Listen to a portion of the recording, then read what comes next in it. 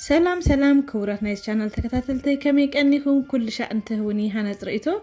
كابل بندمس جنكو لومي دم هيدلكم زمز أخو دوره تمثل نايت أهون سجا زجني أسرار هايو كسام مدة مسكت أنه قدمكم باركس لومي نزي كدالو زقربكو أي شجرتي شدشتر رأسي جير له زي دمات على شجرتن جنجبيلن بربرة طهون سجا كمون استطحنا كوميدريو هجي شجرتي زي أماشنا اللهني نأهم تقومكم إلى قريبكم دلكم زي أو كلكم كارئكم مالتيو إلكتريك هيدلينا بإيديات سحاب ندا سحاب كاي خط هنا لا بتأمن صبق مدانا كم إلكتريك ماشين أزيا مرة أيتركونا مرة كدك كله دما تشجرتي ناي بزو دسايب لنا بكم أون زي أجزاء إلكتريك يبلا قلي بلا الله تاجمد مسحابي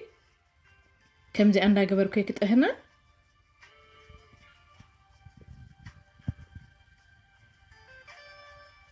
كم تأثر إيواتو بجيرة متريات الليالة نزي إن دالكوان شجرتي كلن بكم زي ما قدي كدالوي نفتي دستي قمت له له مالتي تأتهني غازي ولا يالله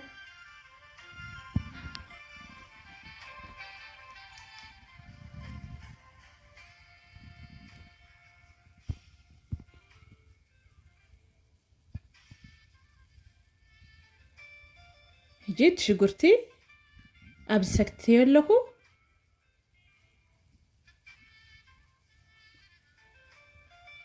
اتمايو سقاب زود دارأهو كوكسويت اتسانهي شجرتي كم زائرت شجرتات زبزة هجيزي ما يالو ناتو ما يالو تمايد ماكس أفل يالو مالتيو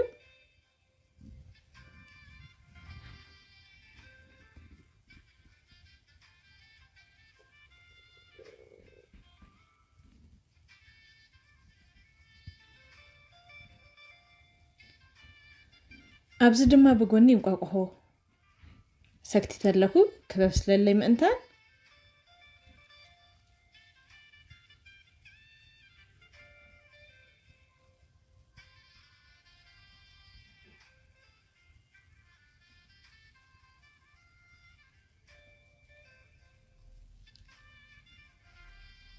እጅግ አጽሌ ዘይቲ በአቀኔ ከእቶዬ ዘይቲ ዝፈቱ ሰብ አሎ ደይፈቱ ሰብ አሎ ለናቱ አቀን ክገብር ክእልዩ አሞዳታ አነ ጠስሚ ስለዝገብር ብዙ ሃይ ክገብርሉኔ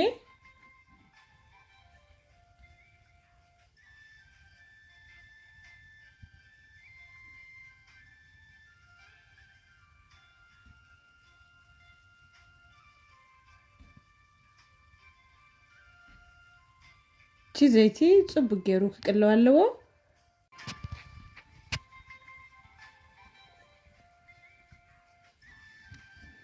ዲጸጸን ሄ ይሪኦለሁ ከሄዘለይ ምእንታን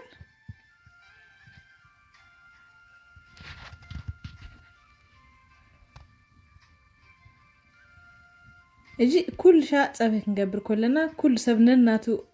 አሰራራህ አለው ኔና የቀድም ኔና የድህር አነ ህጅት በዛ ጊዜ زيتي مسجبركو مسكومي دري صبغ غير دقالالو بدهريو بربره ዝገብር መብዛሕትና ድማ በርበረ መስገበርና ነቲ ኮሚደረን ተቀማለና እጂ ዚኣ ናተይ ናይ ገዛ ያደላሉ ስለዝኾነት በከምት መገደ ይገብራ እቲ ቪዲዮ ከይነዋኩም የህጽር አብሌድ ቀድሆ ደለኹ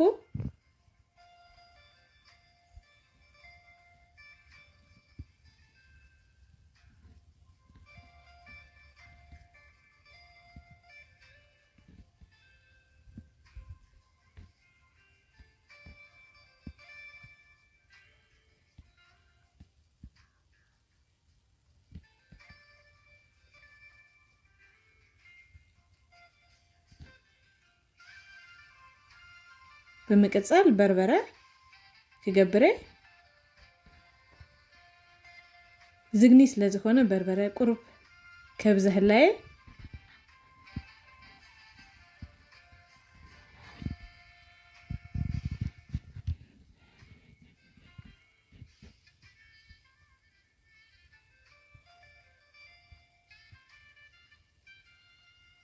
ጽቡቅ ገይሩ ተቀልዩ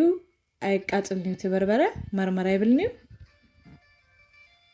በርበረ ምቅላው ያተለያ ከም ትፈልጦ ጂ ማይጠብ እናበልኩ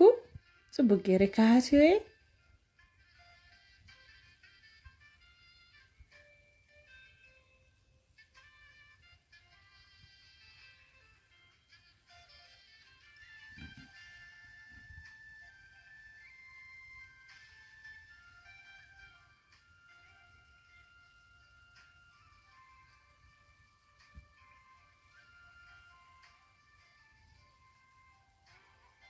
እቲ ሃዊ ህድእ ክብል ኣለዎ ተዘይኮነ ፈንጠርጠር ይዝቀትለካ ናይ በርበረ ነገር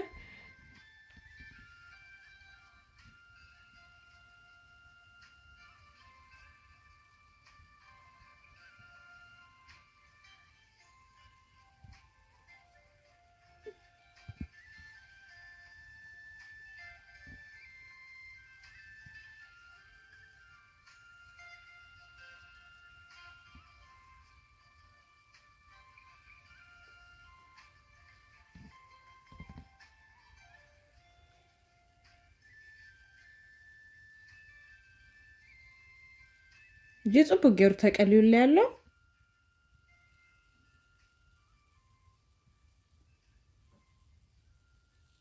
ብምቅጻል ዝተጣሃነ ዝንጅብልን ጻዕዳ ሽጉርትን ኩልሻ ኣብ ገዛ የዳልዌ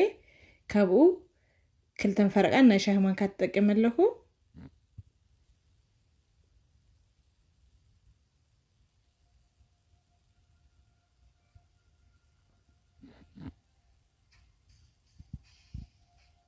ጂን 5 ደቂቃ ዝኸውን ከዲነ ይክጸንሄ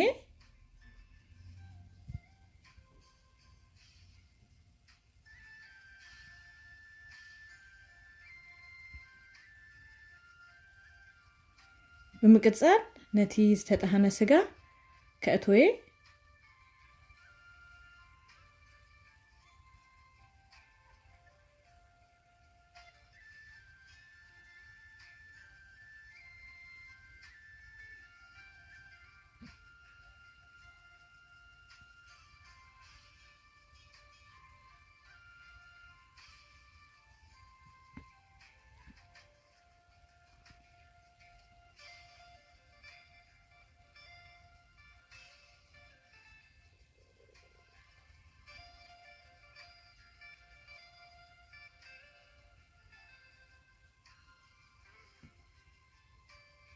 جيت بس لا تأسقى كمان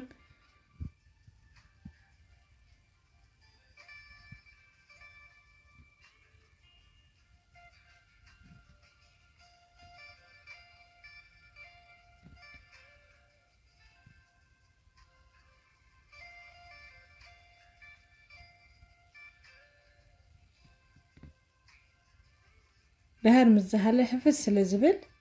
بكم أي ما يدقبرلو دلخو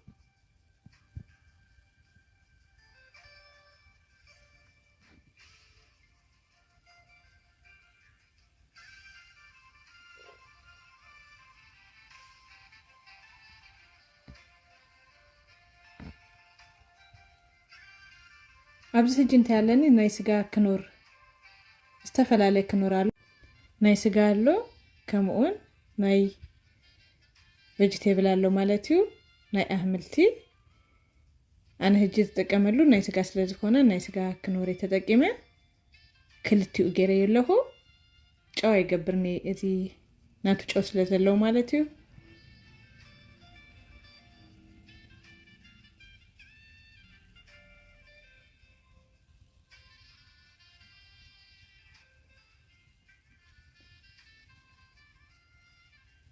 ሕጂ አሞዳታ ነቲ አንቋቆሆ አብሲሌ ቀሪቤ የለሁ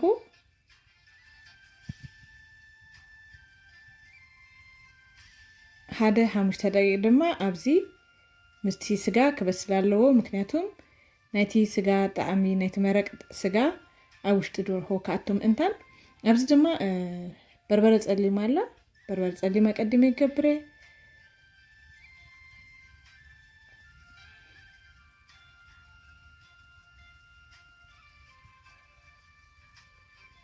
በመቀጻል ነቲ እንቋቆሆ ኣሞንጎ ስንጥቅ እንዳበልኩ ከእትወልየ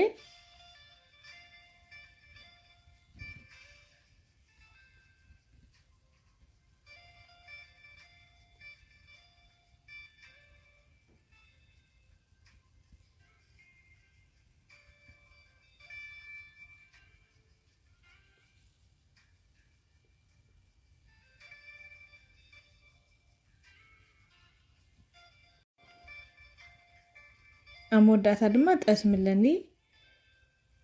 ቅድሚ 2 ሰሙን ኣብ ዩቲዩብ ኣፕሎድ ገይርያ ነይረ ኣዝዩ ምቁር ጠስሚ ብእውነት ብዙሓት ፈቲንኩም ኣብ ኮሜንት ፅቡቅ ኮይኑልና ዝበልኩምኒ ኣለኹም ዘይፈተንኩምዎ ድማ ብከምቲኣ መገዲ ክትፍትንዋ ይዕድመኩም ሕጂ ከምዚ ገይረ ነቲ ኣጋዝ ይሕድእ ኣቢለ 1-5 ደቂቕ ከብስለዩ ማለት እዩ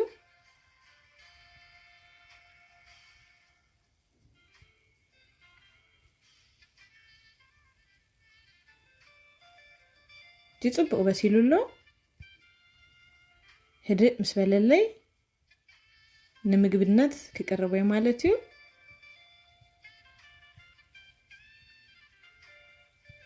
በኣርከስ ክብራት ናት ቻናል ተከተልተይ ተኣፀብሂ በሲላ ህድእ ኢላ ብከምዚ መገዲ ንደራር ቀሪበዮ ኣለኹ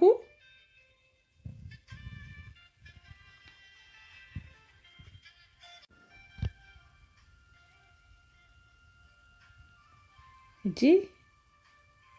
ትንጀራ ፍሬሽ ኣይኮነን ግን ፅቡቅ እዩ ዘሎ ስጋ ሕጂ ኣቀድሜ ባዕለይ ክጥዕመየ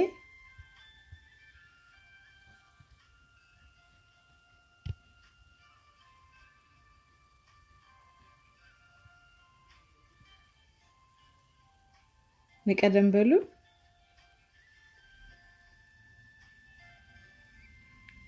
ኣዝዩ ጥዑም መግቢ ንባዕለይ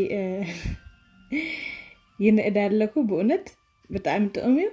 በኣርከስ ክብራት ናት ቻናል ተከተልተይ ካብ መጀመርያ ስጋ መወዳእታ ግዜኩም መስዋዕቲ ጌርኩም ክሳብ ሕጂ ምሳይ ስለ ዝፀናሕኩም ካብ ልቢ እንዳመስገንኩ በቢ ዘለኹሞ ሰሰናይቱም ነልኩም ብሩክ ምሸት